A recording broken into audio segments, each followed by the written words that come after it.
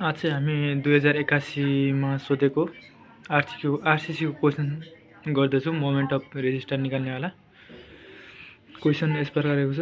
Find moment of register of RCC beam 300 mm into 500 mm effective depth is reinforced with 3 bar of 16 mm. Use M20 concrete and Yafi 415 steel is used. हाम्रो चाहिँ M20 चाहिँ concrete use गरिरहेछ र याफी 415 चाहिँ still use गरिरहेछ।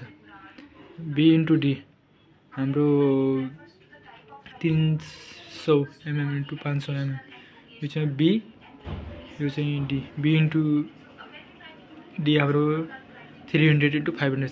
त्यसपछि AST निकाल्यो। AST is equal to number of bar into pi square by pi bar square by 4। हाम्रो नम्बर अफ बार हाम्रो 3वटा छन्। पाई हाम्रो 16 mm को छ बार चाहिँ 16 को स्क्वायर डिभाइडेड 4। यो चाहिँ हाम्रो 603.18 mm स्क्वायर आउँछ। 603.18 mm स्क्वायर आउँछ हैन। त्यसपछि हामीले डिप्थ अफ न्युट्रल एक्सिस निकाल्नु पर्ने हुन्छ। एफसीके इक्वल टु M20 दिया हुन्छ कङ्क्रिट 20 भयो एफसीके। एफआई भनेको 415 हामीले स्टिल चाहिँ 415 को एफई 415 को लिया छ। Axis divided D equal to 0.87 FI AST divided 0.36 FCK BD. यो चाहिँ एनएनएक्सजी यो चाहिँ 2456 कोडबाट लिनुपर्ने हुन्छ। यो चाहिँ हाम्रो एनएनएक्सजी मा छ।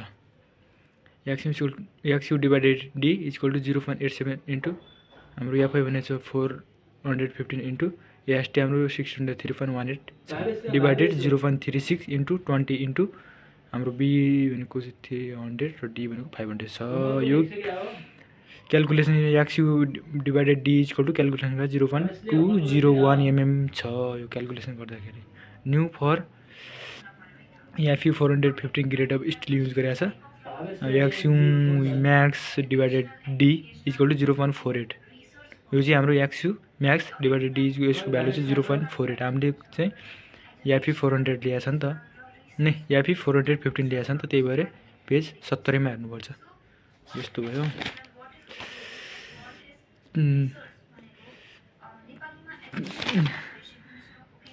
त्यो भयो। त्यसपछि एक्सयू डिभाइडेड डी इक्वल टु यो भइहाल्यो एक्सयू डिभाइडेड डी अनि greater than एक्सयू max divided D. The beam is under reinforce. हाम्रो बीम चाहिँ अन्डर रेनफोर्स योभन्दा यो ठुलो भएको छ। मोमेन्ट अफ रेजिस्टेन्स यामी निकाल्नुपर्छ। यामी equal to 0.87 FI AST D 1 minus AST FI divided BD FCK. यो चाहिँ एएनएनएसजी मा जी को बी मा हेर्नुपर्ने हुन्छ।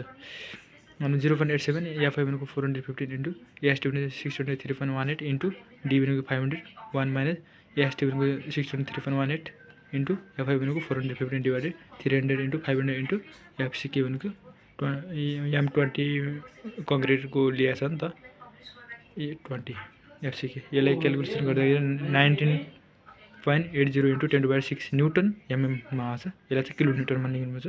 किलोमिटर निकाल्दाखेरि 99/80 किलोन्युटन यसलाई चाहिँ डिभाइड गराउनु पर्छ। The moment of resistance yam use गर्नु 99.80 किलोन्युटन एमएम हुन्छ। किलोन्युटन मिटर मात्र हुन्छ है। Thank you.